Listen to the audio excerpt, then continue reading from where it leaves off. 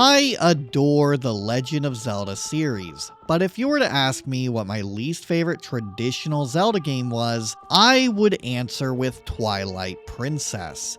This may seem like a surprise because there is nothing strikingly bad about it. It doesn't have divisive controls like Skyward Sword did, it doesn't have daunting mechanics like the 3D system in Majora's Mask, it doesn't spend a lot of time with the in-between like Wind Waker did. In fact, it may even look like there's more good than bad, as the game features a boatload of dungeons, a bunch of cool sword techniques, a sprawling overworld, horseback riding, wolf transformations, an epic story, and a large cast of characters. However, the more I try to appreciate Twilight Princess, the more I find the writing is sloppy, underdeveloped, and downright pretentious. The story manages to be more complex while feeling less profound than simpler stories from other Zelda games. The gameplay holds up, but it lacks cohesion between the design of its world and Link's abilities. This culminates into there being a large roster of items, sword techniques, and transformation powers that lack utility throughout the game's runtime. I have tried on multiple occasions to revise my opinion, and no matter which version I play, be it the original or the HD Wii U re-release, I don't like Twilight Princess. So here I am, replaying the game once again in order to articulate why this one never appealed to me the way the rest of the series does. I am going to be playing the GameCube version, as it is what I grew up with, and I will be sure to mention other versions when appropriate. Do note my issues with the game run too deep to be fixed in a remake, so I wouldn't be kinder to the game if I had chosen to play the Wii U version. My gripes with Twilight Princess begins with how play it safe it is, and this is exemplified in the art style. An awful lot of decisions regarding this game is a response to Wind Waker's criticisms. People at the time did not like the cartoony aesthetics, so Nintendo followed it up with a game featuring more realistic visuals, a gloomy atmosphere, and dark undertones. I don't necessarily mind Twilight Princess's art, it's fine for what it is trying to do. It just feels insincere when a drastic art change is done, not out of a creative vision, but to appease people who are disappointed with Wind Waker's visuals. In a way, the graphics are a product of its time. It seems like an awful lot of games from the mid-2000s felt the need to crank up the edginess. You bitch! I'm showing a clip of Prince of Persia: Warrior Within because it is one of the more egregious examples of this trend. It's quite the contrast from its predecessor, Sands of Time. But I do think the God of War series best encapsulates this trend. It started out with high-octane violence and aggression, while Kratos is now a more calm and reasonable person, if the moment calls for calm. I much prefer the tone of the Norse games over the Greek games, and that's just a testament to my taste in games. Looking back on the mid-2000s, I get the impression that the games industry wanted to shake off the stigma that games were for kids. They wanted to chase after an age demographic who wished to be perceived as mature. Twilight Princess was part of that. This was the perfect game for 2006. If Wind Waker released with this art style nowadays, I don't think it would receive too much backlash. I have seen people try to attribute this to the Zelda cycle, but it's really just a testament to artistic trends shifting over time. Plus, it'd be really silly for someone to complain about Wind Waker's art if its predecessor was a game that looked like Echoes of Wisdom. It also doesn't help that Twilight Princess is sandwiched in the middle of an era when Zelda games were more experimentative. Ocarina of Time translated the blueprint for a Zelda game established in Link to the Past into a 3D environment. It pioneered a whole new dimension to explore Hyrule, and it felt fairly distinct to what came before. Majora's Mask took us to Termina, a completely different world centered around Clocktown, and it is filled with some of the best side quests and character writing in the series. Wind Waker flooded Hyrule and gave us the Great Sea. Sailing offered a unique way to explore the world. Wind Waker also managed to be a continuation of Ocarina of Time while still feeling distinct in its setting and characters.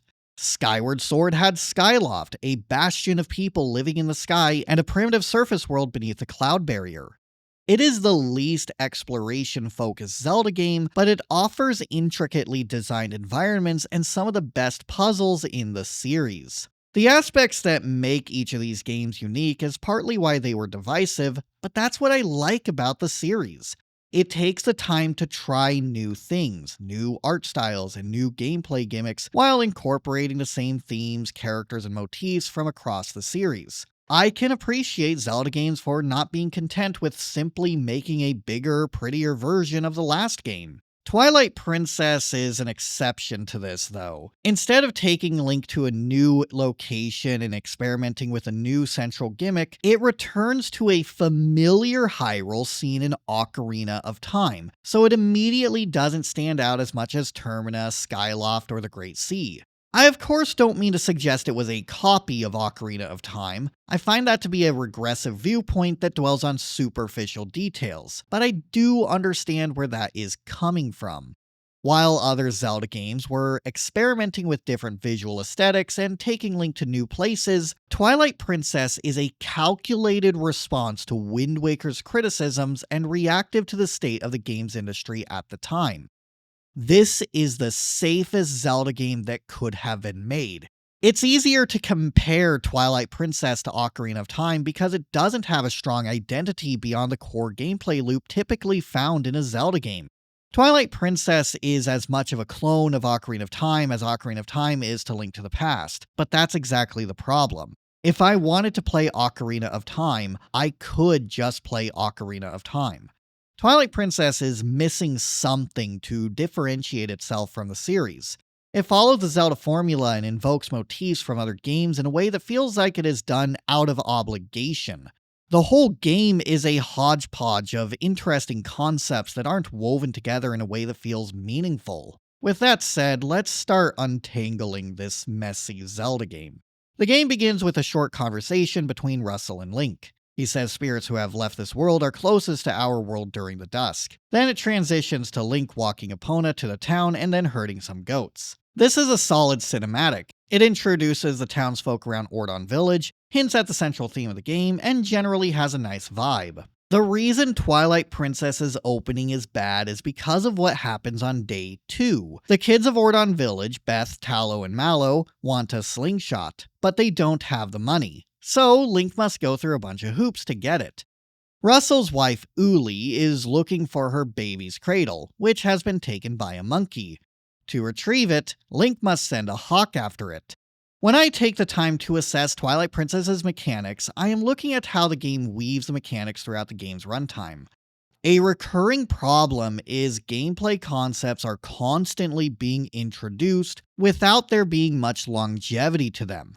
Being able to call a hawk is a neat concept, but the game never goes anywhere with it. Imagine if Link could use the bird to scout, send it to attack enemies, or use it to solve puzzles somehow. There's all sorts of ways a bird could have been integrated as an extension of Link's core abilities. However, this is the only time something like this is ever used. Uli thanks Link and gives him the fishing rod, which is used to catch fish for a cat. Zelda games typically have fishing minigames, and it's nice that you can fish in random ponds found throughout the game, but I don't understand why Twilight Princess feels the need to force players to learn how to fish. This seems like a side activity that would normally reward Link with a piece of heart, but is now padding the length of the tutorial. Now that the cat is back home, Link can buy a slingshot, as soon as he finds 30 rupees. If day 2 started from this point and other activities earned rupees, I would honestly be more okay with it. After all this, Link gets to do a forced target practice minigame followed by a tutorial for how to use the sword. It feels completely unnecessary because the controls are basically the same as they are in other 3D Zelda games, but then you remember something important. This was a launch title for the Wii. Twilight Princess is an interesting game because it was originally developed for the GameCube, but due to poor sales of that console and Nintendo moving on to new hardware, this was moved to launch with the Wii. I speculate Nintendo figured this game would be a lot of people's first experience with the console, so they designed this opening as a tech demo, which doesn't bode well for its quality as a game. The slingshot was there so you can play around with a device that can be aimed with the Wii Remote's pointer. The fishing rod was there to demonstrate other gestures that can be used in gameplay. The sword tutorial was there so players can get accustomed to the waggle controls. Everything about this opening makes so much more sense in the context of Wii motion control. To me, this is what makes Twilight Princess's opening the worst one. I can appreciate Skyward Sword for giving players time to meet characters who reside in what is essentially the game's hub world. Wind Waker's opening is fairly short once you know what you're doing, so Forsaken Fortress is not too much of a drag. I cannot replay Twilight Princess without the sad realization that the opening is only this drawn out because it is a tech demo for the Wii Remote, and frankly, Skyward Sword is a better tech demo in that respect. I cannot ignore the Wii version either because it also led to some concessions. To accommodate the Wii controller, Link is now automatically shielding whenever he targets an enemy. At least in other Zelda games, the player had to press another button to block. Anyway, the final part of the tutorial is where it's time to put the game's teachings to the test because Tallow and the others run after a monkey. I understand what the second day is trying to go for. It wants us to get attached to these characters, but there is no substance to the events on the second day. If this part of the opening was skippable, I don't think it would be missed. The third day is the one that actually matters. It starts off normal with Link doing his duties, then Ilia forcefully takes Epona to the spring, and after Link speaks with her, Boblins attack the village. When Link wakes up, he finds the entrance to the Twilight Realm, and he is pulled in by a shadow beast. He then transforms into a wolf and is carried to Hyrule Castle. Part of the reason this opening is a slog is because I have a hard time getting attached to any of these characters. Ilia is the game's lousy attempt at a love interest, but it completely botches the romance between her and Link. Beth, Tallow, and Mallow are completely forgettable. Colin is the only adequate character out of the group because he actually has some semblance of a character arc. He starts out as a timid, shy character, and he learns that strength comes from being brave and acting to protect others. The character arc is cemented in the end credits, where he is shown with a sword and a shield. None of the other characters went through an arc like this, so they're just difficult to get attached to. Although more egregious than the lackluster characters, this is a blatant rehash of Wind Waker. The beginning of that game had a giant bird called the Helma Rock King abduct Link's sister, Ariel. This time, Boblins are kidnapping a golden-haired girl and boy. The Boblins look at the palms of their hands, presumably in search of the Triforce. Could they seriously not think of another way to set the story in motion than another kidnapping? I also find the timeline of events to be somewhat convoluted. Ilia is taken to Hidden Village, while the other Ordon kids were left for dead. The Ordon kids were miraculously saved by people in Kakariko Village. For some reason, the monsters kidnapped all of them but only needed Ilia. It's never explained what made Ilia so special that she wasn't dumped in the same place as the other Ordon kids. After escaping the Hidden Village, Ilia later found the Zora Prince passed out along the road and took him to Hyrule Castle. Sometime during these events, she gained amnesia to the point where she could not remember her own name. I hate the amnesia subplot and find it only devalues Ilia as a character, but I'll complain about that later. Link escorts them by wagon to Kakariko Village, and they all wind up in the same place. The Ordon kids don't get to return to Ordon Village until the end credits, which is rather awkward. The Zora Prince eventually gets to go back home to Zora's domain. Why only him? Why not the rest of the Ordon kids too? In Wind Waker, the kidnapped girls returned home and we knew Ariel was safe with the pirates. So when it was time for the plot to shift gears to restoring the Master Sword's power, it didn't feel like Link was forgetting something. We're never given a sufficient explanation for why the kids were kidnapped either. I said presumably in search for the Triforce because I am making an assumption based on what we know about Ganondorf and his motivations from previous Zelda games. In Wind Waker, Ganondorf was looking for the Triforce to grant a wish that would unflood Hyrule, allowing him to take the land for his own. In Twilight Princess, Ganondorf never says he is after the Triforce. The Triforce doesn't even resonate when all bearers arrive in Hyrule Castle's throne room like it did in the last two Zelda games. It's like the story forgot that was supposed to happen. What's funnier about the kidnappings is it doesn't make sense to kidnap anyone. In Wind Waker, Ganondorf had to actively search for Tetra. It's not like she was just hanging out in Forsaken Fortress the whole time.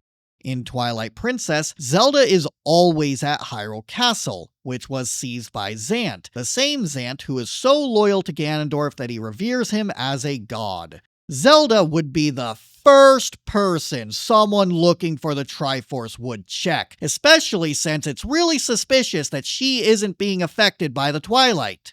Shortly after the castle was seized, Link is taken into the castle. A shadow beast saw Link turn into a wolf and the Triforce pulse on his hand, but for some reason, Zant and Ganondorf cannot put two and two together to realize that Wolf Link here must be the third bearer of the Triforce. This does not make sense. If Ganondorf was looking for the Triforce, he would have found it in like the first 2 hours of the game, so I'm not really sure if finding the Triforce is why these kids were kidnapped. For the sake of being positive for a moment, I will point out that, while I do hate this game's story, it does have a few highlights, such as the scene where Zelda explains how Hyrule became engulfed in Twilight. In Ocarina of Time, Ganondorf's attack on Hyrule Castle was off-camera, but here, we get to see an actual attack on the kingdom. We see the guards try to defend themselves, followed by a quick surrender. This portrays the main villain as a menacing leader who is already victorious in turning the Light World into Twilight. It's one of the few moments of Twilight Princess that I genuinely appreciate. But you want to know what I don't appreciate? Wolf Link, or at least how the game uses Wolf Link. Majora's Mask did transformations better. That's right. The game with more transformations and a shorter development time had a better implementation of this exact mechanic. Majora's Mask treated transformations as an integral extension of Link's abilities. The game fundamentally could not work without them. Wolf Link, on the other hand, feels largely tacked on to the game world. The fact that the first half of the game relegates Wolf Link to squashing bugs and collecting Tears of Light is very telling.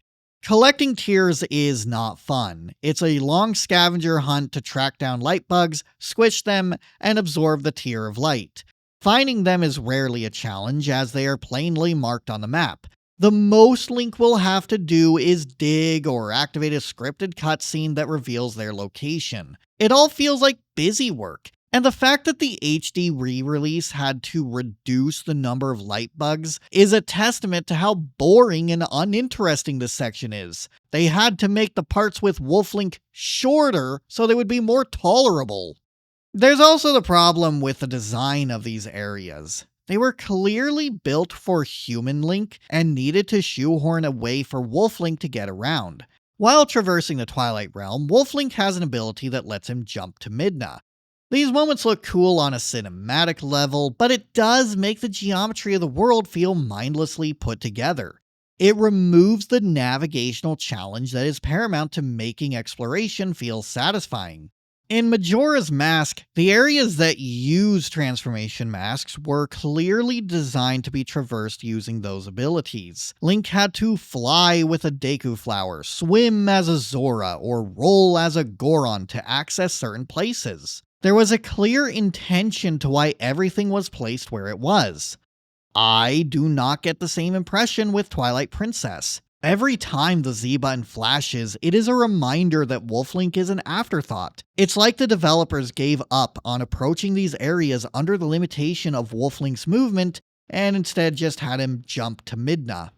As for the abilities, Wolf Link can dig and activate Sense. Digging will mostly allow Link to access new rooms or enter grottos. Sense allows Link to talk to spirits, see invisible monsters, and follow scent trails. This is all fine, but Wolf Link's abilities never progress throughout the game. Technically, the only power Wolf Link gets is doing a charged attack with Midna in order to defeat the Shadow Beasts, but that's really a part of the tutorial. So, while Human Link is learning new sword techniques and getting new items, Wolf Link stagnates just after the start of the adventure. The game also doesn't do much to explore the potential of Wolf Link's abilities either. Digging could have allowed Wolf Link to navigate underground mazes, activate switches, solve puzzles, and fight monsters. Kind of like what we saw with the Mogma Mitts in Skyward Sword. Instead, what you see from Dig in the beginning is all the game does to explore this ability. Sense is admittedly better in its use. Arbiter's Ground kind of rehashes the Forest Temple from Ocarina of Time, but I'll forgive it because this time Link must use Scent to find the pose. This helps reveal different switches and secret passageways that would be difficult to notice without the scent trails. I also like the lead up to Snow Peak. Getting a Reekfish's scent and following the trail up the mountain is a brilliant way to incorporate scent. I also like that, due to the snow, Wolf Link has an easier time scaling the mountain than Human Link does. It's one of the few moments of brilliance in this game's design. The mountain would be impassable if Link did not have this additional form. The latter half of the game has some of the best uses for Wolf Link. Unfortunately, these 2 dungeons are about it. City in the Sky has one dumb section where only Wolf Link can traverse these tightropes. It's just really arbitrary. This form barely does anything for the rest of the game. This is why I take issue with the game waiting until the midpoint to allow Link to freely shift between a human and wolf form. Wolf Link should have been this game's central mechanic. It should have been the new feature that allowed Twilight Princess to stand out from other games in the series. Unfortunately, Wolf Link is implemented in a way that gives me the impression that the developers didn't really know what to do with it. I feel like there are plenty of creative ways to make Wolf Link more interesting. Why should the Shadow Beasts be the only monsters that can be attacked as a wolf? What if there were creatures who burrowed and Wolf Link had to dig them out? Why should Human Link solve most of the puzzles and navigational challenges in the game? What if there were pulleys that Human Link wasn't strong enough to pull while Wolf Link was, along with other challenges that could only be completed with Wolf Link's extra speed? In Majora's Mask, each of the transformations had utility in the dungeons and the lead up to the dungeons. Deku Link could hop on water, so it was safer to use this form when crossing the poisoned waters. Goron Link packs a powerful punch, so he can knock down segments of the central pillar in Snowhead, and he can roll to climb up the walls of the dungeon. Zora Link can swim, so this form is used for most of the Great Bay Temple. Wolf Link gets to squash bugs. Perhaps if the game originally allowed Link to turn into a wolf from the get-go, the first round of dungeons could have been designed to better make use of this power. I don't think it is a coincidence that the game starts making better use of Wolf Link after the game lets players freely shift between forms. I do want to touch on how annoying it is to change forms though. Midna will arbitrarily prevent Link from transforming into a wolf if there are people around, so he will constantly have to find a place to hide whenever transforming or warping. The transformation also requires pressing the Z button to talk to Midna and pressing the transform button. This extra step adds a tiny interruption whenever switching forms, and I am not sure why they didn't treat swapping forms as an item like it was in Majora's Mask. Funny enough, a later dungeon called the Palace of Twilight introduces a fog that's not your average everyday darkness. It's advanced darkness, and it instantly turns Link into his wolf form. This is supposed to be a unique hazard, but it winds up demonstrating how much more pleasant the game would have been if you could seamlessly swap forms. The last thing I want to touch on are the Howling Stones. This will allow Link to learn a sword technique from the hero's shade, a mysterious mentor. It's nice to incorporate music, but the howling genuinely sounds awful. In other Zelda games, the integration of music led to plenty of beautiful songs. In Twilight Princess, I genuinely could not tell what song Link was supposed to be howling until the melody started playing in the background. Even then, the howling seemed to distract from the music more than add to it.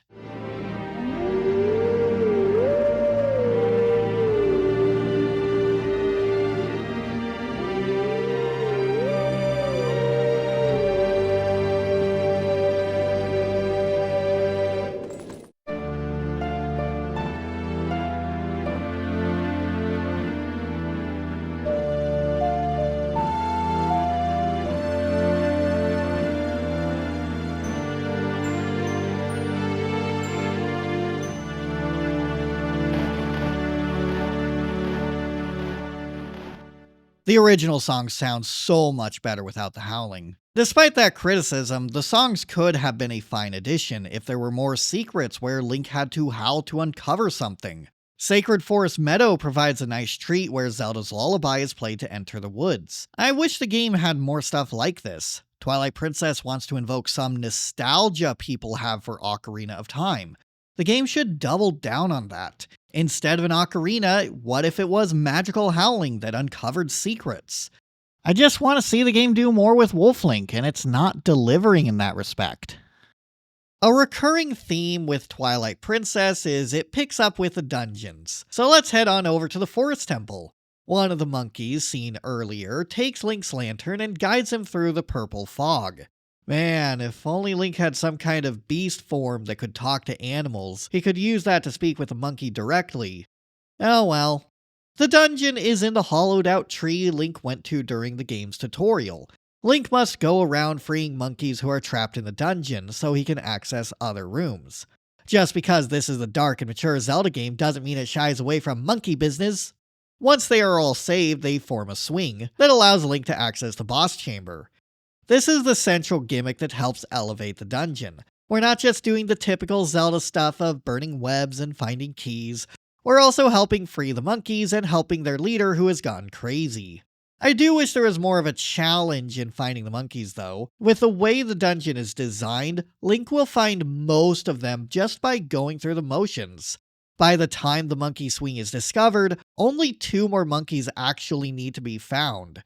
It could have also tied into Wolf Link by having him pick up scents of other monkeys in order to locate them. The item gained from this dungeon is the Gale Boomerang, the same one used by the baboon seen earlier.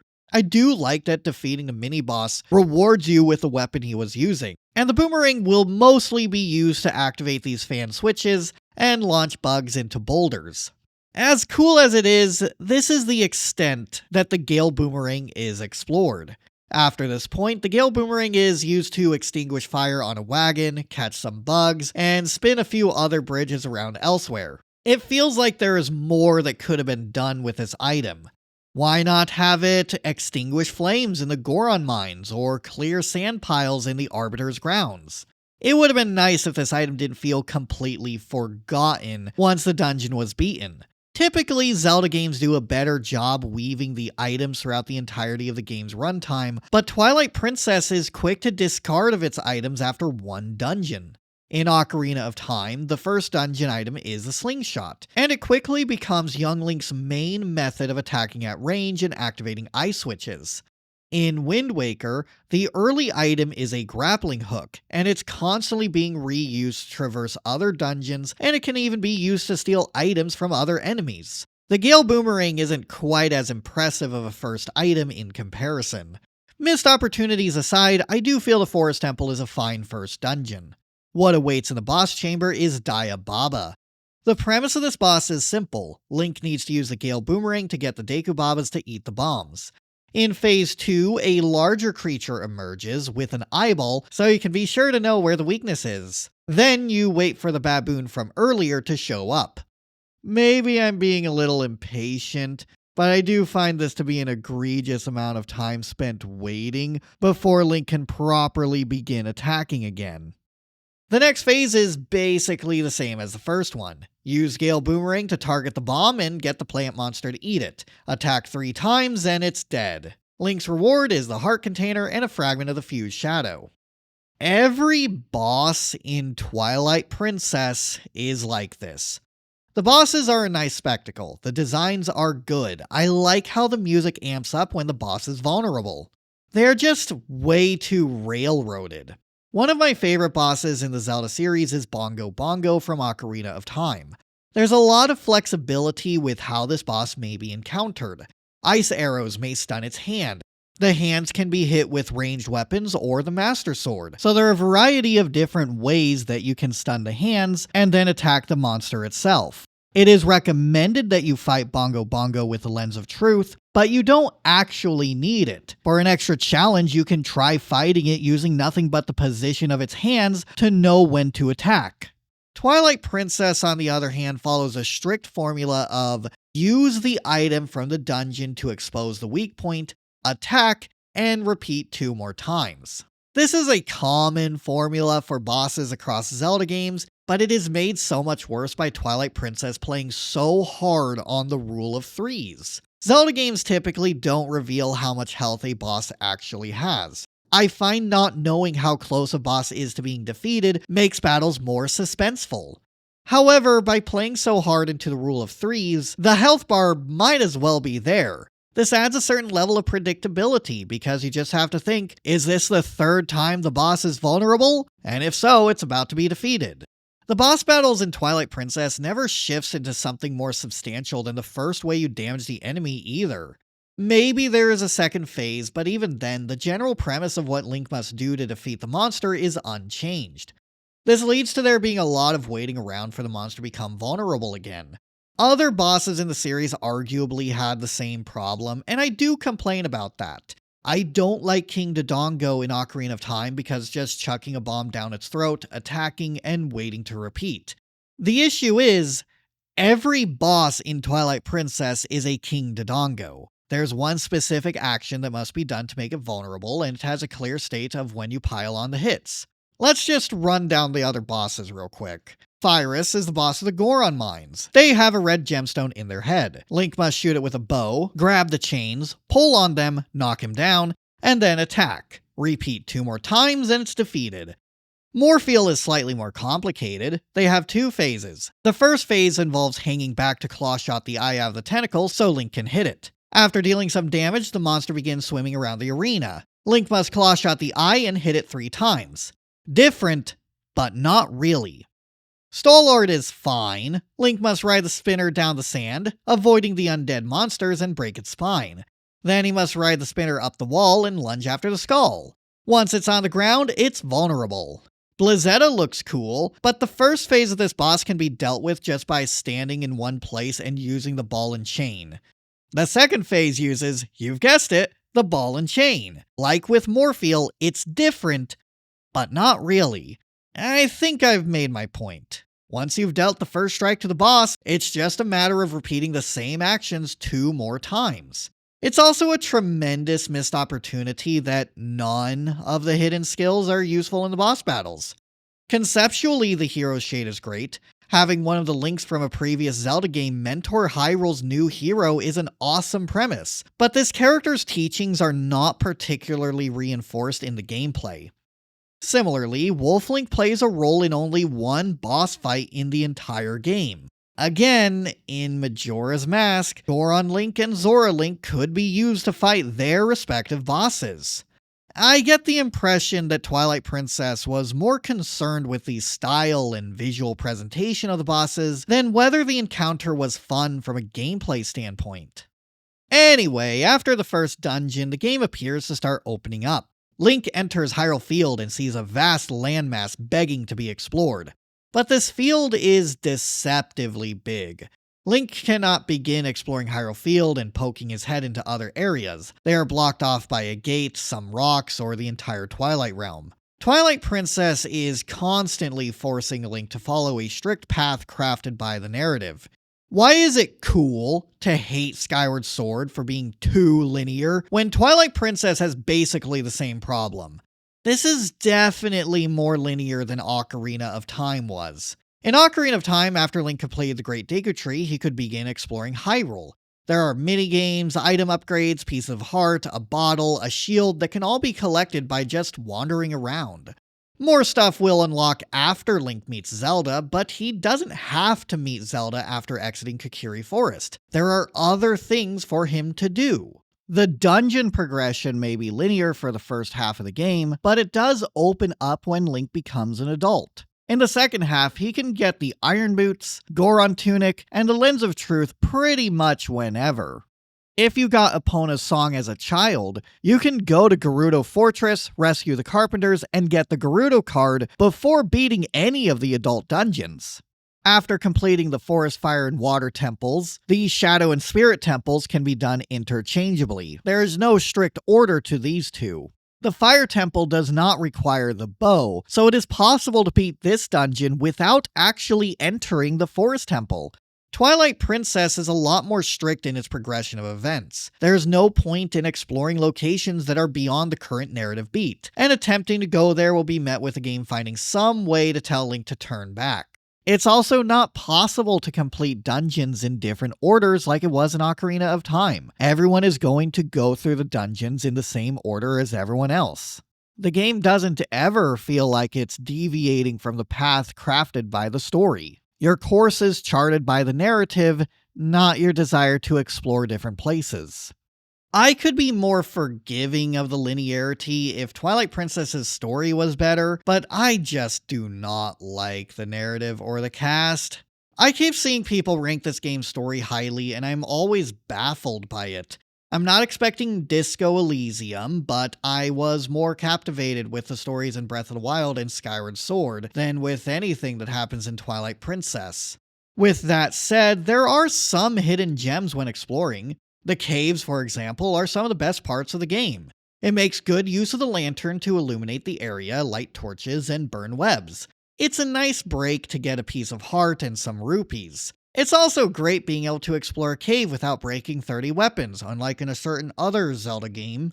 Heading straight over to Kakariko Village, Link can begin the next Lightbug fetch quest. There is an interesting scene where we can learn a bit about the Shadow Beasts. They eat people to create more Shadow Beasts. The Shadow Beasts Link defeats at the beginning of this area were former villagers.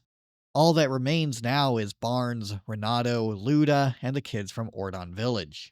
Twilight Princess is praised for its dark story, but I find it to be dark in the most superficial sense.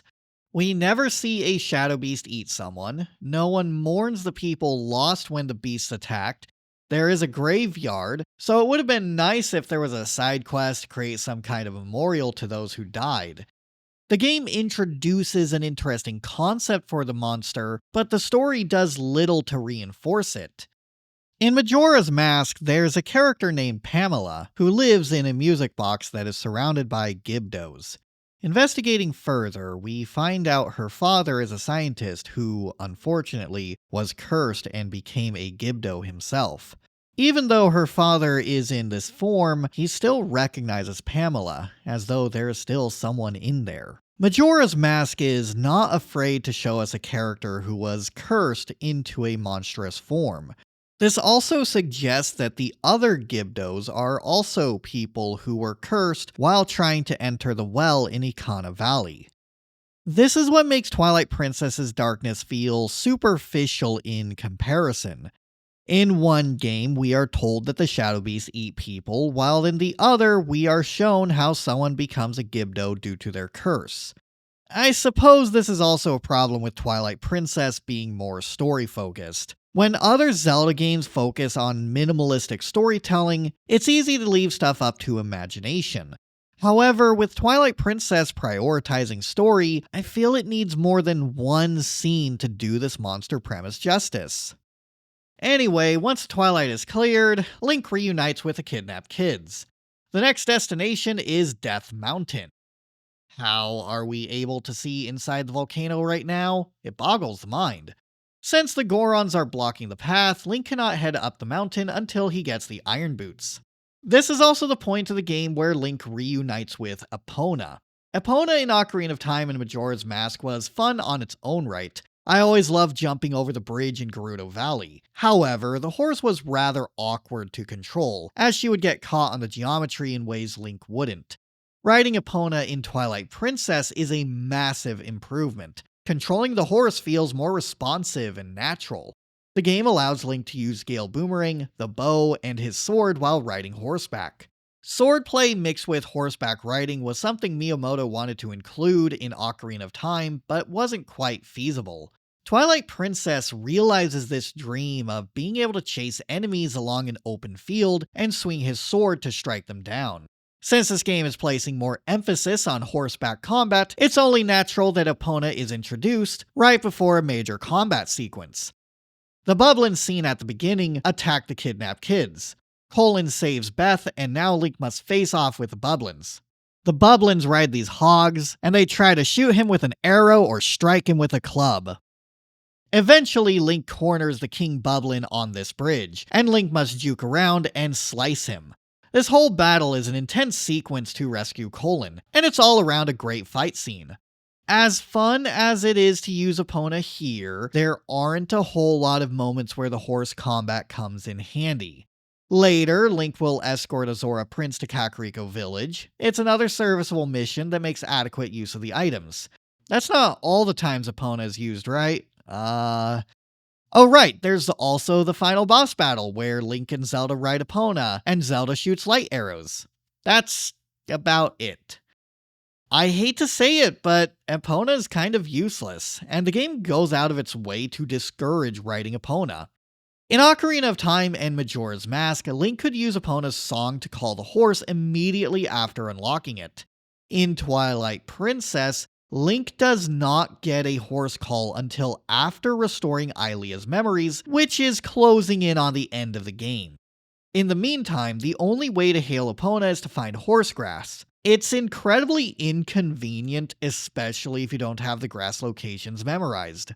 Getting the horse call doesn't help much either, because by the time Link gets it, every skip travel point in the game has been unlocked, and players likely would have built up a habit of just warping to the nearest skip travel location and running as Wolf Link. This is the most polished Epona has ever been, but there is no reason to use a horse instead of wolf form. They could have at least thrown in some mini games where Epona had to haul something or Link had to use a bow while on horseback. I don't even want to single out Twilight Princess here. This is a recurring problem with horses in the Zelda series. Each time horseback travel is implemented, it's also undermined by making it so Epona cannot access most of the map, or by making the horse less useful than skip traveling and walking directly to the destination. If a Zelda game wants to make a horse useful, it needs a small enough map that can be comfortably traversed by horse, and I know this would be a controversial thing to do, no skip travel system. The fastest way to get around needs to be by horse. Until that happens, Epona will always be like it is in Twilight Princess. Great controls and not much reason to use them outside of a few hyper-specific gameplay sections. Since the game picks up with the dungeons, I'll fast forward to the second one. The Goron Mines is another great dungeon. In fact, Twilight Princess arguably has the best dungeon set in the series. I always liked how the dungeons feel like actual places, and that's part of what is missing from dungeons in the newer Zelda games. These were places with their own history to them, either explicitly stated by the game or something fans could speculate on. To me, a dungeon is an extension of the game world. It is a restricted environment that uses Link's items in clever ways as he progresses through it. The way the Goron Mines creatively uses Link's items are these magnetic surfaces. When Link equips Iron Boots, he can walk on these surfaces or be transported with magnetic cranes. It adds a substantial new way to traverse the dungeon, and it is a great way to expand upon the functionality of Iron Boots. I do wish this dungeon found a way to incorporate the Gale Boomerang and the Slingshot though. In Skyward Sword, there is an item called the Gust Bellows, which blows dust, and in a later dungeon, it can blow away molten rock to clear a path. The Gale Boomerang could have had a similar purpose. Probably the most egregious example of this game not reincorporating items is this switch. You might be thinking, I'll hit it with a slingshot. No, you can't. This dungeon demands you hit it with either your sword or your bow, which is received later. I am honestly baffled as to why the slingshot is even in this game. When Ocarina of Time had both a slingshot and a bow, it was split across the child form and the adult form. Functionally, they're the same item, but it exists to make both Child Link and Adult Link feel more distinct. Twilight Princess does not seem to have much of a reason to include both of these items. If they really wanted to include both a bow and a slingshot, it would have needed to be handled like it was in Skyward Sword. In that game, the bow is given at around the midpoint of the game, and the slingshot still has some utility because the bow needs charging up, while the slingshot can be fired more rapidly. Why is it cool to hate Skyward Sword when Skyward Sword does a better job using its items? The reason I am harping on this so much is because by not reincorporating items, Twilight Princess creates a gameplay loop where players don't have to think about their items as an extension of the core abilities. Rather, they are tools used to solve a couple of puzzles or navigational challenges within a dungeon, and they can be forgotten about shortly after.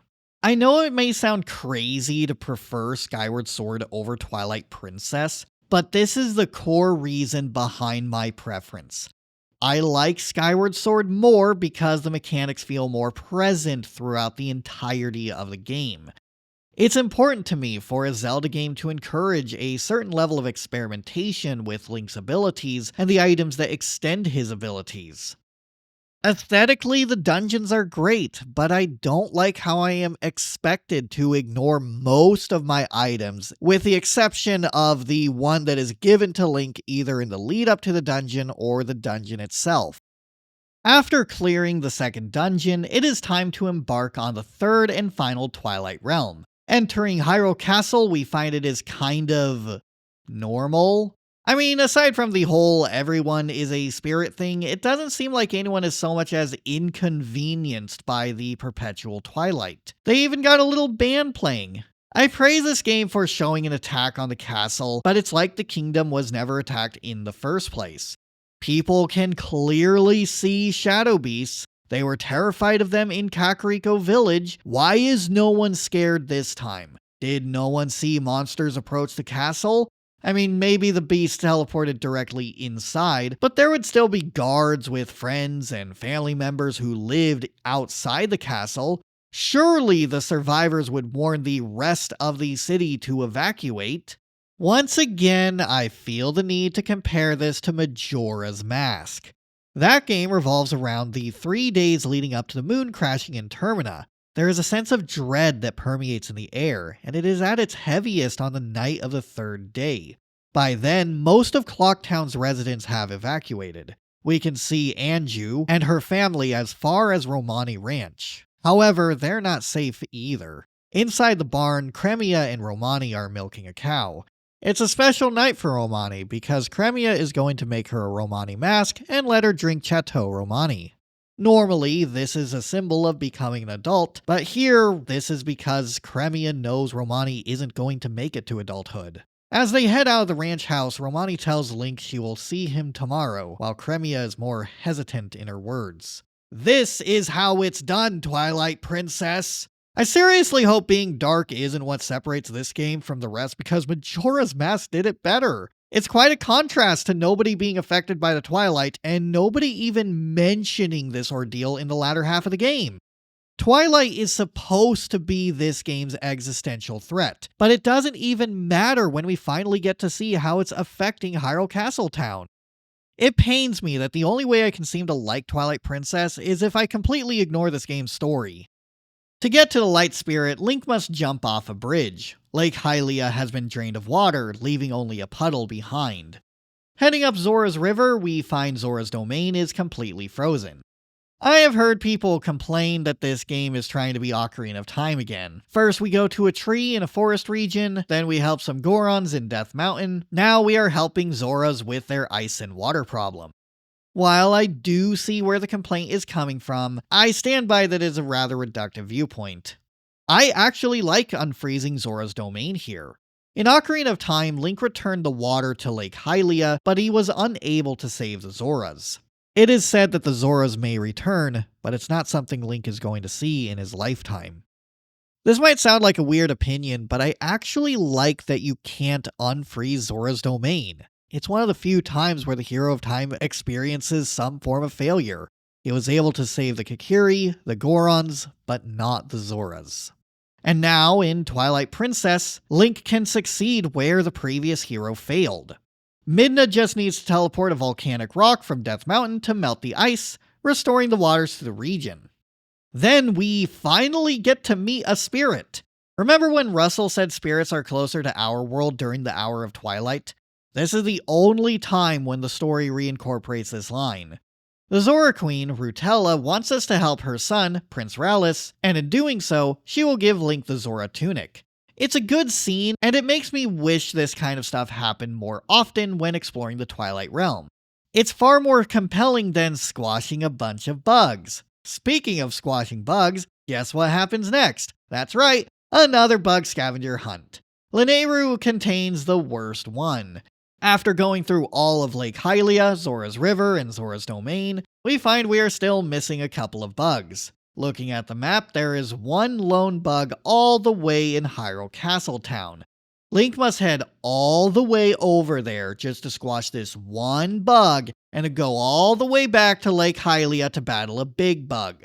This sequence could be vastly improved if it was the other way around. All the small bugs should be in Lake Hylia and in Zora's River. The big bug should be in or around Hyrule Castle Town. Instead, we get a light bug hunt that has a ridiculous amount of backtracking. After all the light bugs have been tracked down, the light spirit Lanayru awakens, and they tell Link about the fused shadow in what I strongly believe to be the most poorly directed cinematic in the entirety of the Zelda series.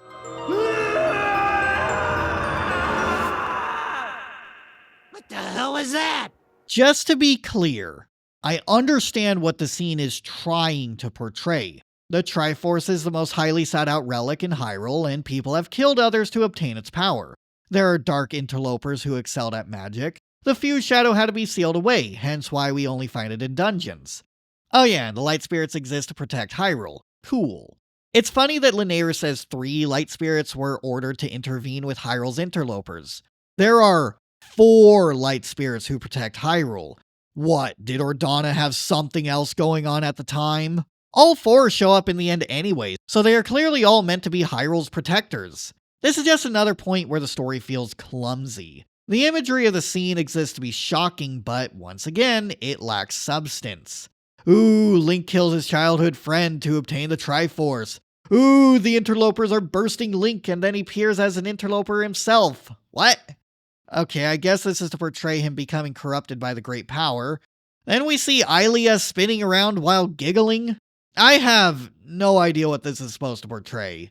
An artsy cinematic cannot just have symbolism. There needs to be something concrete, otherwise it's just stuff happening for no reason.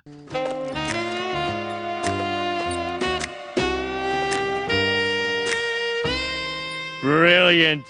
I have absolutely no idea what's going on. Plus, are we seriously expected to believe Link would be tempted by the dark powers of the fused shadow? In every Zelda game, he is an unyielding force for good.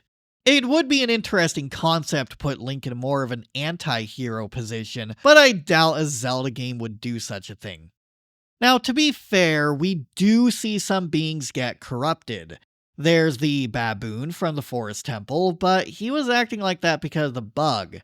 Yetta goes crazy after staring into the Twilight Mirror, but it's not necessarily them being corrupted by the desire to wield power. The only character who really gives into that kind of temptation is Zant. He is a puppet of a greater evil. I'll give the scene some credit, it does tie into what happens in the game. I just wish it wasn't so slathered in symbolism to the point where it comes off as pretentious. After the nonsensical mess of shock value, it's business as usual. The next dungeon is the Lakebed Temple under Lake Hylia. I do like how it incorporates bomb arrows here. There are stalactites, and when Link hits them with a bomb arrow, it drops down to create a platform that could create a rudimentary staircase or a platform to stand on a geyser. It is a clever way to incorporate pieces of the environment into the navigational challenges within the dungeon. The premise of this dungeon is there is a central basin, and Link must fill it with water in order to reach the boss chamber. Water pushes water wheels and moves other contraptions found throughout the dungeon. It may sound complicated because you can move the central staircase to control the flow of water, but in actuality, Link really just needs to head over to one side to activate a water flow, and then head over to the other side of the dungeon to do the same thing. The item for this dungeon is a claw shot. Later, in the City in the Sky, Link will be given a second claw shot. I do wish Twilight Princess gave Link double claw shots much earlier. As of right now, this item is just a hook shot, but now it has a claw for no particular reason. I appreciate the Twilight Princess generally expresses some creativity with its items instead of just copying ones from other games, but it does find weird ways to hold itself back. I like the claw shot, it's a great item, but 2 claw shots makes it the best item in the game. If double claw shots were given to Link much earlier, the game could have spent far more time experimenting with all sorts of unique challenges that require Link to move around in this fashion. It could have demonstrated why the hookshot is a claw shot now from the moment the item was introduced. But right now, it is a marginal improvement to a recurring item. And I don't mean that in a bad way. This dungeon does sport a lot of quality of life improvements that makes this dungeon more enjoyable than some infamous water-themed dungeons from other games. There are water bombs that can blow up while submerged, iron boots are activated by pressing a button. The dungeon does have some swimming sections, but since players can control the direction of Link's swim, the underwater sections are a lot more comfortable than they were in Ocarina of Time. I don't hate the water temple in Ocarina of Time or anything, but I do find it was an inconvenience, and I'm glad those inconveniences aren't here for the Lakebed Temple. When Link emerges from the dungeon, he will find Zant, and he quickly suppresses the Light Spirit's power and returns the world to Twilight. He then places a curse onto Link, trapping him in his wolf form. We find out Zant is using a different power than the tribe who created the Fused Shadow. Zant wants Midna to lend him her power. Midna refuses, so Zant brings her to the Light World. The Light Spirit returns and Midna sustains mortal injuries. The Light Spirit then takes Link and Midna outside of Hyrule Castle. This scene is generally considered one of the best in the game, but I find it has a fair share of issues.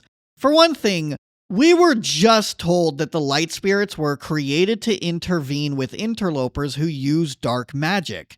Interlopers like Zant. There should be more of a fight between Zant and the Light Spirit. It's annoying when a villain's power level is amplified just to make a scene more suspenseful. Zant should not have this easy of a time thrashing Lanayru. Since he does have such an easy time, it begs the question as to why doesn't Zant just take 5 minutes to return the other regions to Twilight. Twilight Princess wants to strike the same plot beat as Ocarina of Time when Link saw Ganondorf pursuing after Zelda. Here, he only gave Link a taste of his power, thinking he did not have to take our hero seriously. Underestimating the hero of time is ultimately why Ganondorf was defeated. Zant, on the other hand, doesn't have much of a reason to spare Link, but he does so anyway. Zant also doesn't even need the Fused Shadow. His powers are supplied from Ganondorf, who gets his powers from the Triforce of Power. At the end of the game, Midna faces off with Ganondorf using the Fused Shadow, and Ganondorf quickly disposes of her, which suggests that the Triforce is way more powerful than the Fused Shadow ever was. So why do we care about the Fused Shadow and the Twilight magic if the Triforce is so much better? At least in Ocarina of Time, gathering the spiritual stones was a key to accessing the sacred realm and in turn acquiring the Triforce. So Link was really just gathering the spiritual stones before Ganondorf could get to them. In Twilight Princess, Zant doesn't have a reason to wait for us to get the Fused Shadow. He doesn't need it for himself, and we don't get to do anything with it until breaking the barrier to Hyrule Castle. So the scene winds up devaluing the first 3 dungeons, because story-wise, getting the Fused Shadow didn't really amount to anything. I hate how much of Twilight Princess is spent copying mechanics and plot beats from other Zelda games without understanding why it worked in those other games. At least the next scene is decent. While trapped in his wolf form, Link takes Midna to Zelda in the hope she can help. The song that plays in the background is Midna's Lament, and it is one of the most iconic tracks in the game. It would be better if it wasn't constantly switching to the monster battle music whenever an enemy is near.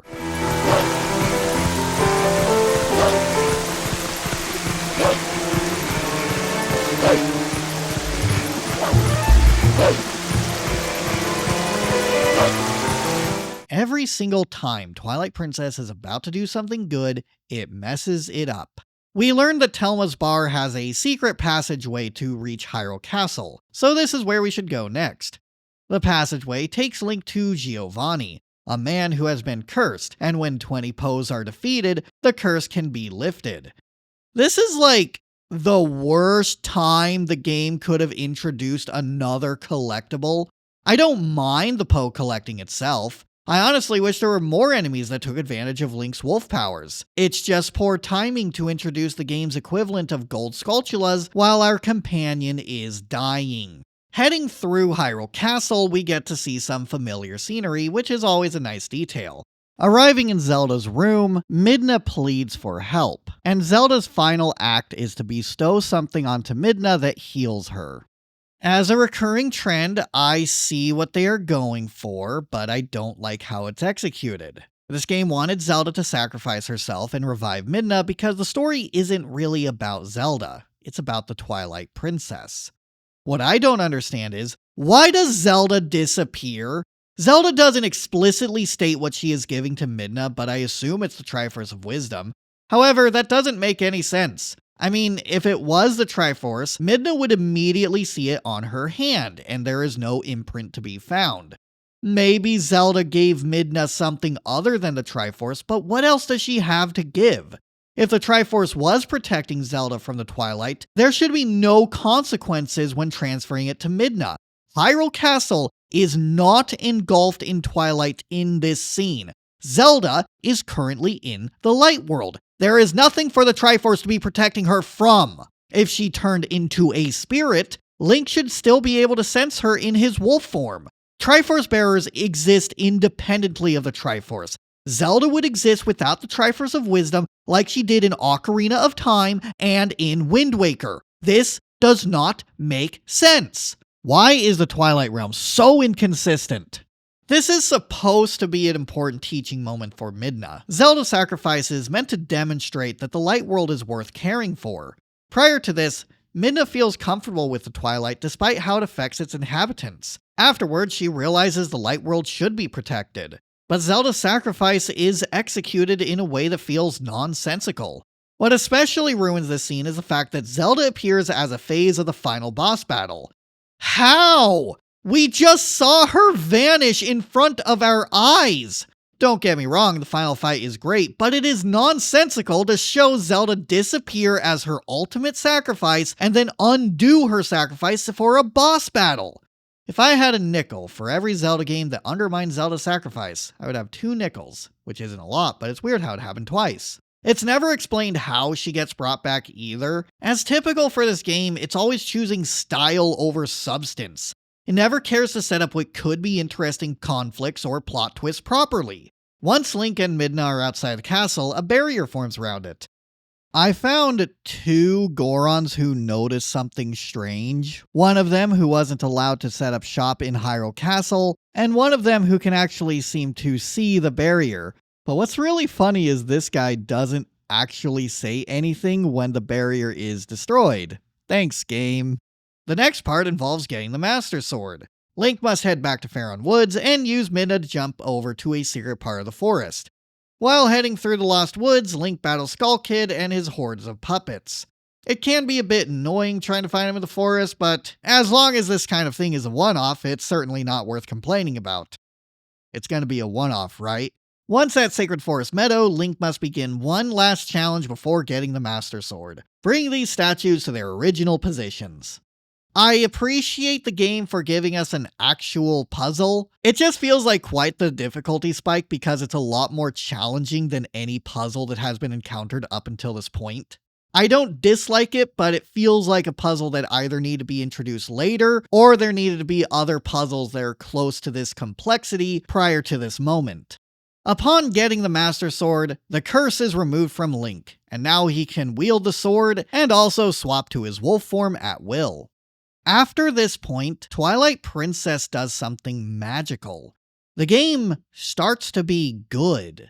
The next 2 dungeons are where Twilight Princess hits its strides. It does go downhill after that point, but let's cross that bridge when we get there. Up until now, Wolf Link has been relegated to collecting bugs. Arbiter's Ground is the first dungeon that demonstrates how Wolf Link can be integrated to the design of a dungeon in order to create a unique type of experience. The premise of this dungeon is there are 4 Poes who steal the flames from these torches, and Link must find them to access the next part of the dungeon. Yeah, it's just the Forest Temple again, but at least we're using Wolf Link this time around. The first Poe confronts Link directly. Since it is invisible, Link must use his wolf senses to attack. Once it's defeated, Link can sniff its remains to get the Poe scent. From here, he can track down 3 other Poes. In the main room, Link must dig at a spot to find a chain, and when pulled, it reveals a staircase. Using scent is basically required to progress through this dungeon. There is 1 Poe in this room hidden behind a wall, but the map doesn't make it clear that there's a secret part of the room. Using scent makes it a lot more clear that this room should be investigated further. This dungeon also introduces another kind of enemy, invisible rats. Link will start moving slowly, and when switching to Wolf Link, Midna will begin freaking out. It's quite the shocker seeing Link's body covered in rats for the first time. The first 3 dungeons were good, but this one is on a completely different league simply because Wolf Link is integrated into the design of the dungeon. I think a lot of my issues with Twilight Princess would be fixed if the game just had more focus on Wolf Link as another form and an extension to Link's abilities. The main item of this dungeon is the spinner. Here, it allows Link to ride these rails. It's a lot of fun getting big air jumps, and the spinner also functions as a key to move other gears. Unfortunately, beyond Arbiter's Ground, the spinner is virtually useless. There are only a small handful of times when it is actually necessary to solve a puzzle or a navigational challenge. It's disappointing that such a unique item has little to no utility beyond this one dungeon. Conceptually, it's one of my favorite items, but every time I open the menu, I am reminded at how little the game uses it. At least the boss fight is a fun spectacle with this item, and after Star-Lord is defeated, Link and Midna head up to find the Mirror of Twilight, which has been broken into 4 pieces. The sages tell us the mirror was fragmented by a dark magic possessed by Ganondorf. Apparently Ganondorf was supposed to be executed, but due to him having the Triforce of Power, he was able to kill one of the sages, so they decided to seal him away in the Twilight Realm. The way Ganondorf gains a Triforce of Power is rather convoluted. Ocarina of Time ends with Zelda sending Link back to his own timeline, but he returns with the Triforce imprinted on his hand. You see, people assume time flows like a river in a strict progression of cause and effect. However, from a non-linear, non-subjective point of view, it's more like a big ball of timey-wimey, wibbly-wobbly stuff. This is the mechanism that allows Link, Zelda, and Ganondorf to retain their sacred powers. Of course, no one knows about this, so to the sages, it's a divine prank that Ganondorf even has this power. Time travel is not an easy premise to pull off, especially when the audience is expected to follow along with paradoxes. I don't completely dislike the premise of Ganondorf lending his power to another figure in order to carry out his plans. The issue is, this scene takes us from Zant being a cool new villain for Twilight Princess to call its own to Ganondorf again. It's the somehow Palpatine returned moment of Twilight Princess. Rather than exploring a new big bad for the game to call its own, we get whatever villain has the most nostalgic appeal. How do you top the Usurper King and his legion from another dimension overthrowing Hyrule and plunging the world into twilight? To me, the answer isn't Ganondorf again. We know about Ganondorf. We have had 2 other games to learn about this figure, and Wind Waker was supposed to be the conclusion of his story. I wish this game just kept Zant as the main villain. I get the impression Ganondorf is just being thrown in here because at this point, there is no existential threat to Hyrule. The Twilight has been dispelled from each of the regions, and Zant isn't going to do anything for the rest of the game. So they have to do something to drum up some tension, and it just feels incredibly uncreative to just throw in Ganondorf. I think it's fair to have wanted more focus on something new, namely Zant and the Twilight Realm as a whole. Now that that's out of the way, it's time to start gathering the fragments of the mirror. Up until this point, Twilight Princess has been incredibly railroaded, and of course, this part of the game will be no exception. The next dungeon is on Snow Peak Mountain, not to be confused with Snowhead. The path is blocked by a blizzard. One of the members of the Resistance gives Link a sketch of a figure holding a reekfish, which is a clue for how to get up the mountain. There is some back and forth where Link must return to Prince Rallis and get the coral earring, which is used to catch a reekfish. Remember that fishing tutorial from the beginning of the game? This is the only time where you actually need to fish. As I've said before, I do like getting to reekfish and find it to be one of the more creative uses for Wolf Link in the game. At the summit, Link meets a Yeti named Yeto. Apparently, his wife is sick and he is making soup for her, which is why he needed the reekfish. Isn't that lovely? Next, Link snowboards down the mountain. It's a genuinely fun minigame, and there's something nice about snowboarding and not having to worry about my shield breaking, unlike in a certain other Zelda game. The dungeons have been designed to feel like actual places, and Snow Peak Mansion takes this to the extreme. This is the home of Yeto and Yeta, and for the dungeon's runtime, Link is trying to get to their bedroom to retrieve the Mirror of Twilight, but Yeta keeps misremembering where the key is and leading Link to ingredients for the soup. It's the most comical premise for a Zelda dungeon, and it's amazing. The soup Yeto is cooking starts out with healing a measly 2 hearts. Link will find an Ordon pumpkin and add it to the soup so it heals 4 hearts. Then Link gives Yeto Ordon cheese so it heals 8 hearts instead. It's technically a fetch quest, but it's such a silly, fun premise to help improve the soup that it's a good fetch quest. The design of the dungeon has plenty of creative challenges too. Some of the chests are buried in the snow. One of them is partially exposed, while the other requires a compass to verify the location. Then Link must turn into a wolf and dig it out.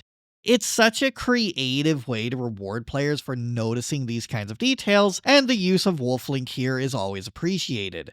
There are cannonballs littered across the dungeon, and Link must load the cannon to blow up freezers. Neat. There are also some other interesting enemies like these mini freezers who slide around the ice and knock into everything, which is amusing to watch. The mini-boss uses a ball and chain, and after defeating it, the weapon the mini-boss was wielding becomes the dungeon's item. Much like with the baboon seen in the first dungeon, it is a nice treat to be able to use the enemy's weapon as the dungeon's item. The Zelda team basically took the Megaton hammer and turned it into something that can be swung around. Once Link has fetched the cheese and the pumpkin, Yeta points Link to the key's actual location, and she walks Link to the bedroom to retrieve the mirror. There's a great subversion to the typical dungeon boss, where Yeta is possessed by the mirror and becomes a monster. Once Blizzetta is defeated, Yeto comforts Yeta, and their love creates a heart container. These Yetis are great. Put them in the next Zelda game, please. The next dungeon is in the Sacred Forest Meadow. To get there, Link must cross the gap behind the Forest Temple using a golden cuckoo. Question: why aren't we doing Midna jumps? Last time we got here with Midna jumps, why not this time? Then there's a fight with Skull Kid. We did this already. We chased Skull Kid around the Lost Woods until defeating him and entering the meadow. I guess this time Link must use the bow, so it's a little different, but I don't think that is substantial enough to justify having us run through the same area fighting the same monster again. It's just padding. I already missed the beautiful moment where Twilight Princess was a good game, and now it's a slog again. The Master Sword is the key to entering the next dungeon. Once Link places the sword in the pedestal, the doorway to the next dungeon opens. Then we have a reference to the Temple of Time as it was in Ocarina of Time.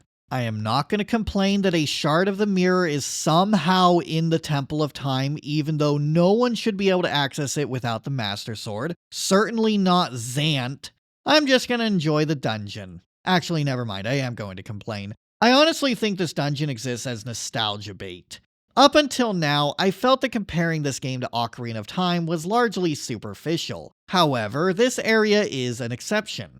I seriously think the only reason Temple of Time was chosen was nostalgia. It wants players to walk in and think, cool, it looks just like I remember. Oh wow, it's the same music again. Whoa, we're entering the window Navi flew out of.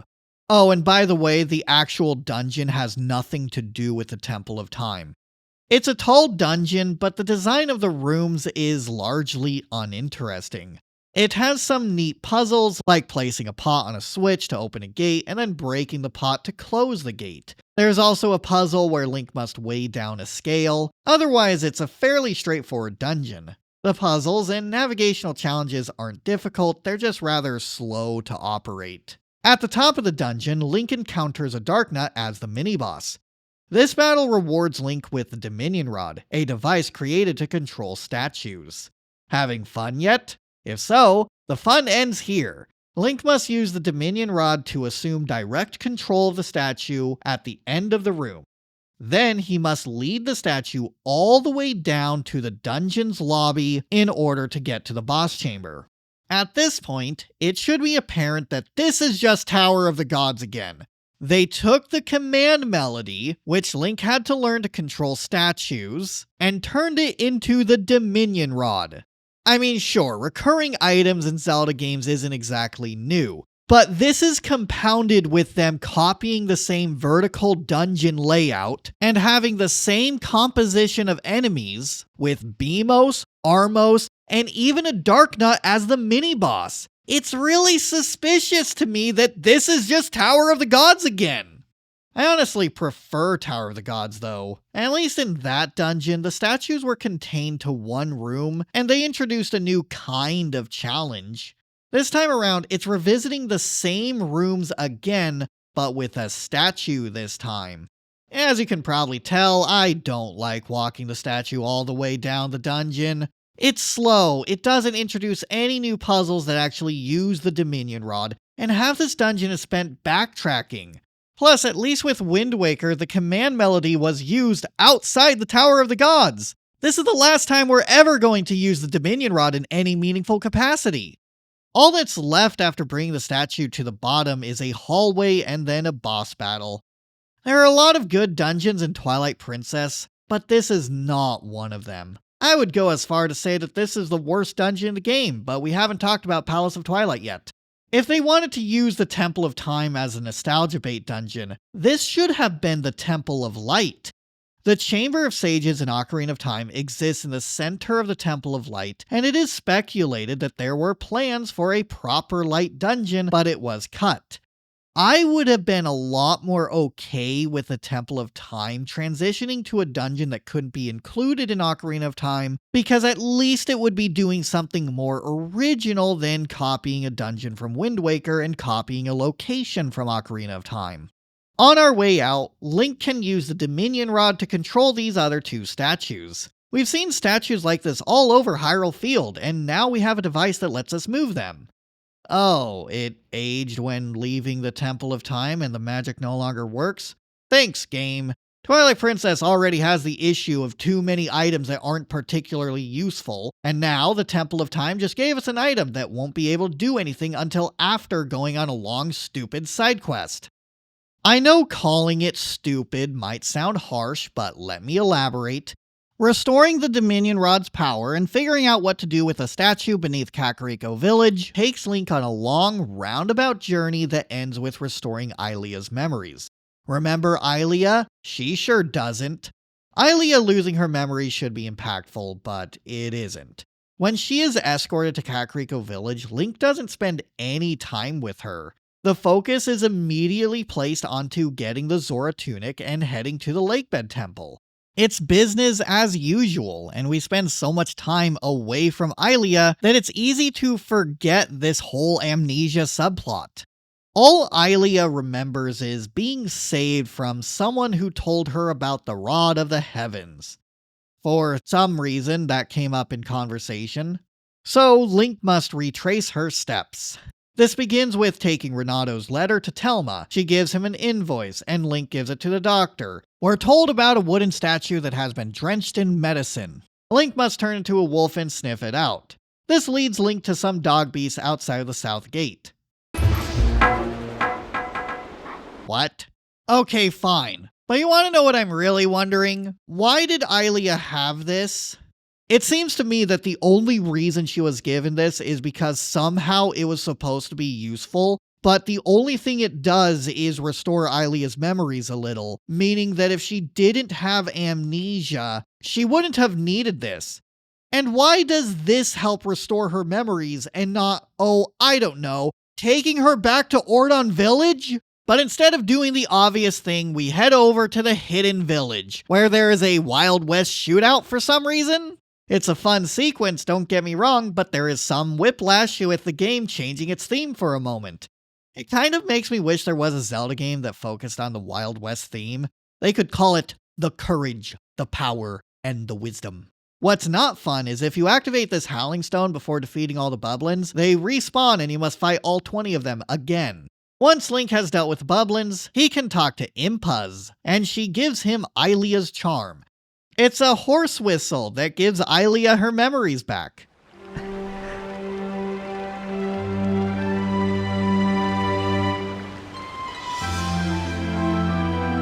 This scene of Epona, Ilia, and Link at the spring is the culmination of the last 30 minutes of running back and forth to bring Ilia's memories back. Twilight Princess is not hitting the emotional beat it is aiming for. Link and Ilia spend more time bonding over Epona than with each other. The scene is just a hollow moment that adds nothing to the narrative, and all Ilia does afterwards is thank Link. Let's compare and contrast Link and Ilia to Link and Zelda in Skyward Sword, the better Zelda game. Zelda has the advantage of being a recurring character, so any screen time between her and Link is immediately going to be more engaging. Even in a vacuum, the dynamics here are still more impactful because the game actually takes the time to build their relationship. In the beginning of the game, Zelda wakes Link up for the wing ceremony. When Link arrives, Zelda asks him to compliment her outfit. Link wins the competition, and he's excited to show Zelda the bird statuette. How adorable. On the goddess statue, Zelda gives Link her sailcloth, and he likes the scent. At the end of the introduction, Zelda asks Link to fly their Lost Wings together, which is basically a date. My favorite detail is one that could easily be missed. In Link's room, you'll notice that there are some sculpted statues, and a little workspace. In Zelda's room, there is a bird statuette like the one in Link's room. This kind of suggests that Link sculpted a statuette and gave it to Zelda. Also, Zelda waking up Link is reincorporated in the midpoint. When Zelda tells Link about her destiny, there's a heavy scene where she must seal herself away, and Link promises to wake her up the way she did before. These two are shown to care deeply about each other, and whenever they are on screen together, there are all sorts of cutesy scenes that makes their relationship all the more endearing. See, it's a good thing when your romantic pairing does more than bond over a horse. Meanwhile, everything about Ilia revolves around Link's horse. Our introduction to Ilia is her washing Epona. She gets upset at Link when she finds a scratch on Epona. Her gift to Link is a horse whistle for Epona. At this point, I'm honestly convinced that Ilia only likes Link for his horse. So what was the point of that again? Oh right, fixing the Dominion Rod. The Dominion Rod can move the statues that are littered around Hyrule Field, exposing a letter beneath them, and this is the key to getting to the next dungeon. Heading over to the statues may technically be backtracking, but I don't actually mind it. It's the closest the game gets to rewarding players for taking the time to notice details in the world and wonder what they could be for. I like it when Zelda games make you think about something weird in the world and have you come back to it for a side quest or when you have an appropriate item. The issue is, everything leading up to this moment just feels like a massive detour. With all the letters, Link can finally move a statue beneath Kakariko Village, and he discovers a contraption that can send him to the heavens. This is something that can be repaired at Lake Hylia, and it launches him to the City in the Sky. City in the Sky is another good dungeon, and if you disagree, try playing the game with the volume muted. I don't like the background music either. With that said, it's not really much of a compliment to say this game has good dungeons. Zelda games, for the most part, have great dungeons. If the nicest thing I can say about Twilight Princess is, hey, at least the dungeons were good, then it accomplishes the bare minimum that I expect from a Zelda game. It's passable, but why should I return to a passable Zelda game when plenty of others have achieved more than that? Over the course of our adventure, we have been encountering a character named Uku and Uku Jr. At first, it seemed like a joke character who helped Link exit and re-enter the dungeon. As it turns out, they were looking for a way to return to City in the Sky, and now they're finally here. I suppose it's a nice conclusion to a little adventure they were having in the background. City in the Sky also does an adequate job reincorporating the items. Since it is windy, Link could use the iron boots when walking around the outside areas to avoid getting blown around. Another neat way it uses wind is there is this switch, but a nearby fan blows away arrows. It can still be hit with a claw shot though. Twilight Princess may not have a Deku Leaf, but you can always grab one of the Ukas and glide around. On one hand, it kind of furthers the feeling that they are joke characters, meant for silly moments, but gliding sections are always fun. The spinner also makes an appearance as it could help extend bridges. This dungeon also introduces a new type of switch where Link must hang with a claw shot and equip iron boots to pull the switch down with all his might.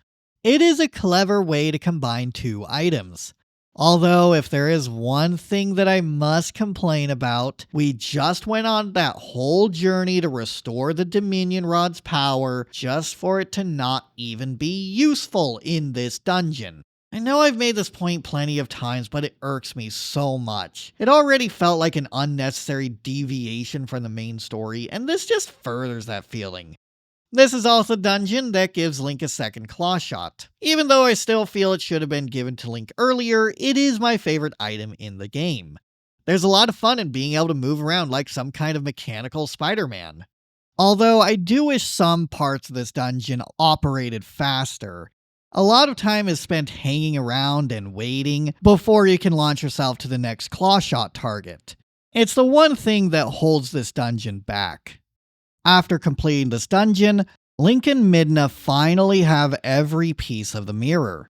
This also means that every part of the game world is now accessible. When returning to older areas, Link will find the usual collectibles and minigames, but I find this game is lacking when it comes to side quests that connect characters together. I suppose this is another reason I find myself preferring Skyward Sword. In that game, pretty much every character has some gratitude crystal quest where you help with some sort of conflict they have or learn something about them. When I play Twilight Princess, I find myself missing that sort of thing. The only substantial side quest in this game is Mallow Mart. The first phase involves repairing a bridge to Hyrule Castle. The second phase involves delivering a barrel of hot spring water. And no, you can't make it easier by using Epona. That would have made sense. The final phase is another fundraiser so Mallow Mart can open a shop in Hyrule Castle. It's a rupee-intensive side quest, and it's one of the shockingly few uses for rupees in the game.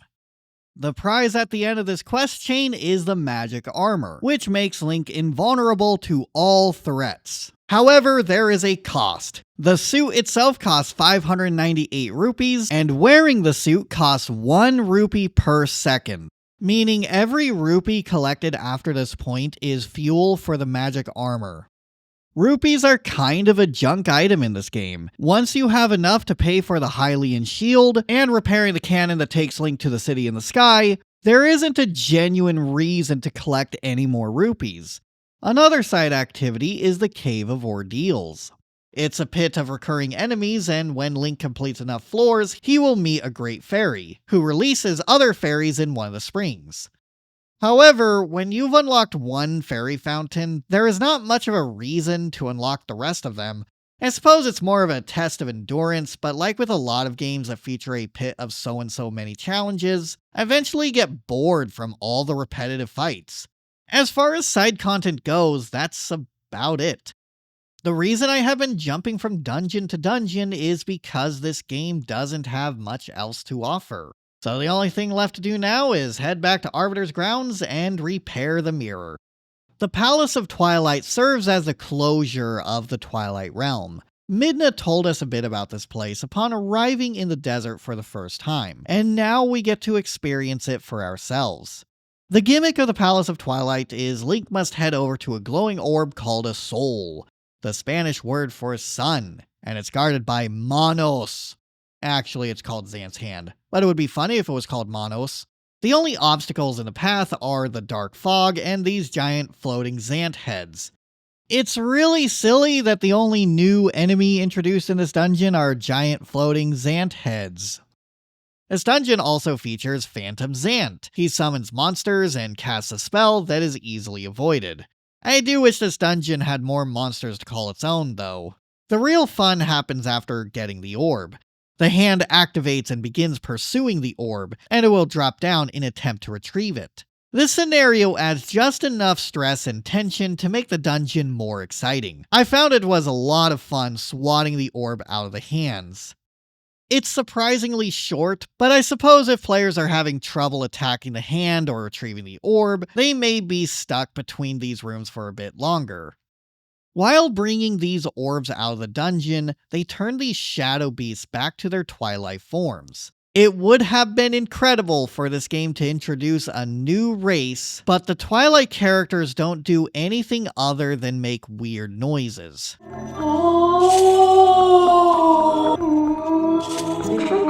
I am disappointed, to say the least. This dungeon is the conclusion of the whole Twilight realm. These are the descendants of Hyrule's interlopers who were banished to this realm. This is the game's last chance to explore the Twilight realm narratively, and the first non-hostile Twilight we meet does nothing other than stand around and make weird noises. This strikes me as a part of the game that is unfinished. It's like something is supposed to be here. I would have appreciated something as small as the Twilight characters acknowledging that they were back to normal, but they don't even do that much. It's so disappointing to finally arrive at the Palace of Twilight, and this is the only interaction we get to have with the only other non-hostile Twilight we get to meet.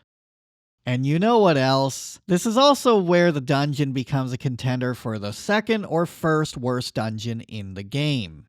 The Master Sword is powered up with the energy from the souls we gathered, and Link can now fan away the black clouds so he can clear the fog, and he can also power up these other orbs in order to create platforms that can be ridden around. Basically, the latter half of the dungeon is a glorified elevator ride. No, go back to doing the hands thing. That was actually cool. The one new gameplay concept this dungeon introduces is quickly thrown out in favor of using the Master Sword to fan away clouds and ride on platforms. I'll give the game credit where I can't give Temple of Time though, at least these are new rooms. They just feel underdeveloped. In case you're wondering, you can't bring the powered up Master Sword outside of the dungeon. It's absolutely wild that this game basically upgrades the Master Sword, but it ends up not mattering the moment you step out of this dungeon.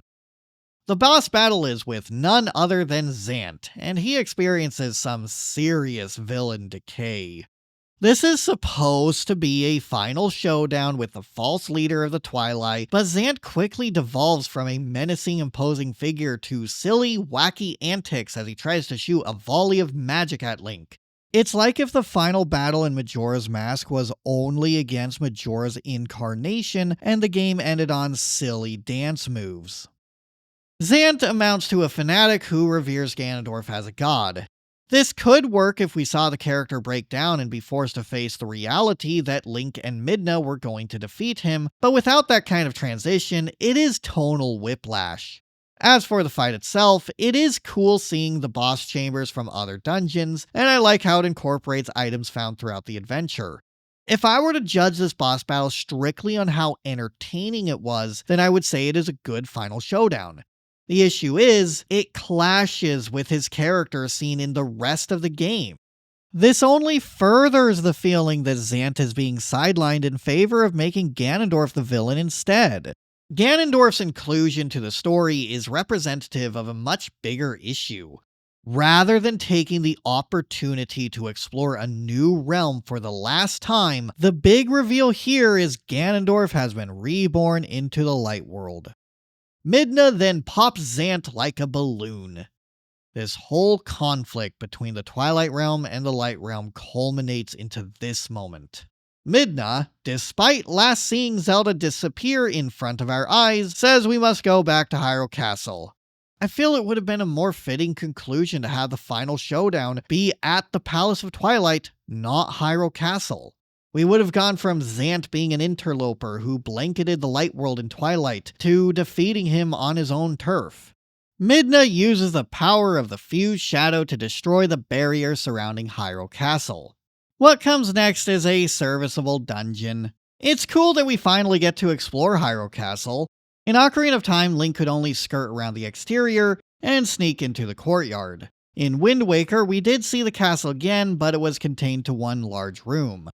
Now, we get a proper Hyrule Castle that is a centerpiece for Hyrule Castle Town, and it has a large explorable space. There are some interesting navigational challenges, such as in this room with torches and a staircase.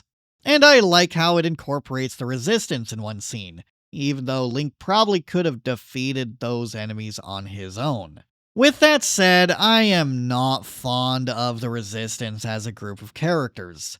As much as I don't like Tears of the Kingdom, it did the resistance better.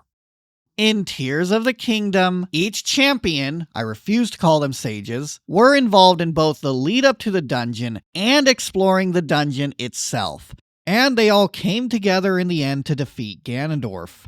The resistance basically disappears after this one scene. This group just doesn't feel involved enough in the story in order to feel like they actually mattered.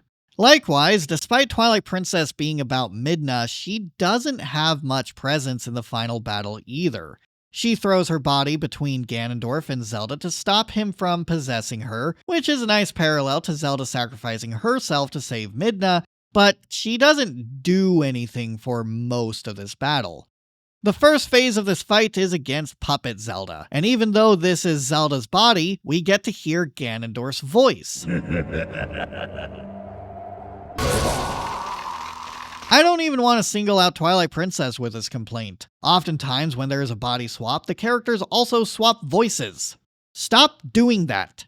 The battle itself is fine. Zelda will swoop in with her rapier, do a triangle attack, and do the classic tennis match. When the fight is over, Midna uses the fused shadow to squash the evil out of Zelda, like she is squeezing an orange, but instead of a nice glass of OJ, we get Beast Ganon. Link must transform into a wolf and throw him onto the ground. It's another adequate phase, and as I've said before, I do wish the game had more enemies that could be dealt with using Link's wolf powers. After this battle, some energy flies from Midna to Zelda, and we get one line that explains why Zelda vanished. You know, if they were trying to convey their hearts and minds becoming as one, it would have made sense if the imagery of the scene had Zelda's spirit being transferred into Midna. Although that still doesn't answer the question as to why Zelda's body is even here. Midna and Zelda's reunion is cut short, as Ganondorf is still alive. Midna uses the power of the fused shadow to face off with him directly. The battle ends shortly though, as Ganondorf defeated her in one fell swoop. It's like the game is torn between two concepts. On one hand, you have the new Twilight world with Midna and Zant, but they quickly get replaced with the traditional trio of Link, Zelda, and Ganondorf. Twilight Princess is juggling too much by trying to tackle two different main villains, so the finale ends up feeling less focused than it needs to be. The third phase has Zelda pray to the light spirits, and she gains the sacred bow and the arrows of light. This phase is not at all challenging.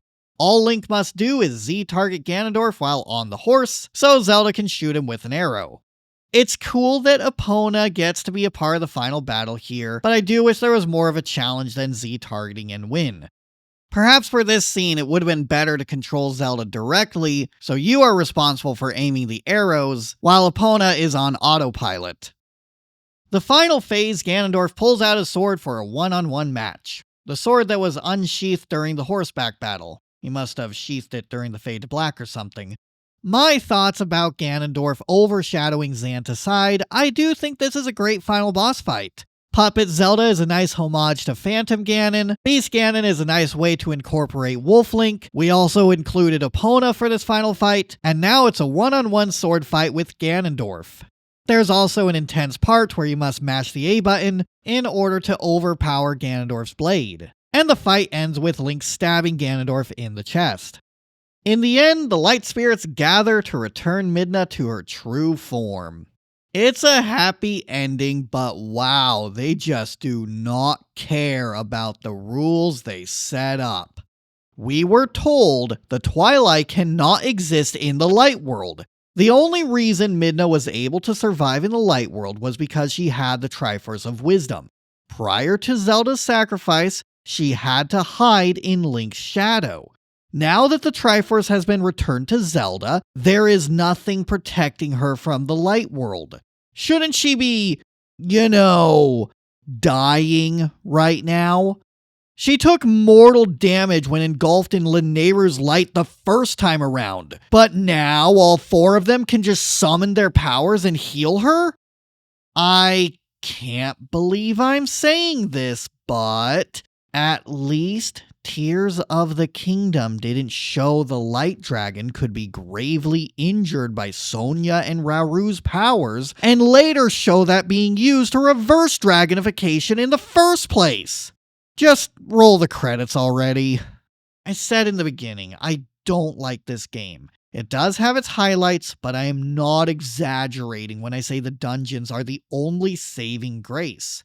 Midna's final act is to shatter the mirror and sever the ties between Light and Twilight worlds. She also shies away from confessing some deeper feelings towards Link. So that's Twilight Princess, a Zelda game that suffers from a clumsily written story and a gameplay loop that is too content with copying other games in the series. I'm not sure if I would rate it lower than Tears of the Kingdom, but it is definitely my least favorite traditional Zelda game. If I was just reviewing Twilight Princess for its dungeons, it would be one of the best Zelda games.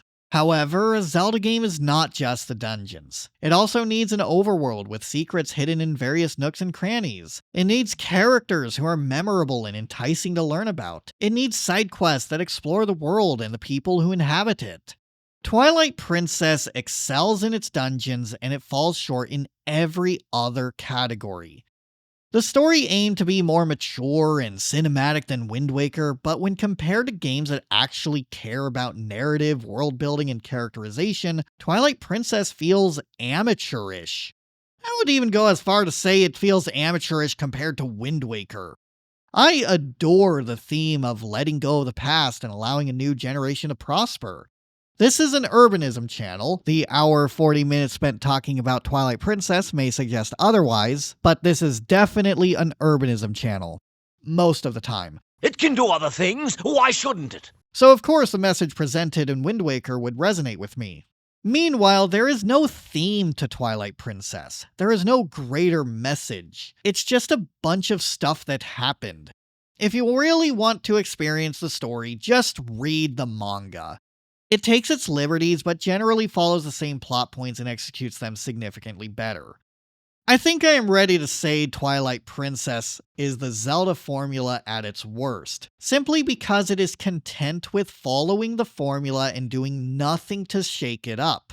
Ocarina of Time was my first Zelda game. It introduced me to the core gameplay, and if I want the formula at its most polished, without any other gimmicks, I can just play that.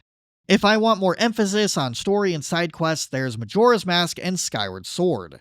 If I want Link to have transformations, Majora's Mask has more of them and does a better job using each of them. If I want to explore an open world with the traditional formula, there's Wind Waker. If I want motion controls that are more substantial than waggling a Wii remote, there's Skyward Sword. Skyward Sword also features more intricate puzzles. Twilight Princess is the odd one out that doesn't captivate me with a unique world to explore. It doesn't feature a nuanced central mechanic, and it doesn't tell a compelling story. I struggle to find a reason to come back to this game when compared to the other games in the series. It's polished and it has good dungeons. It's good for the same reason plenty of other Zelda games are good. But that's the problem. It doesn't stand out in any meaningful way, so this one usually sifts its way down to being my least favorite.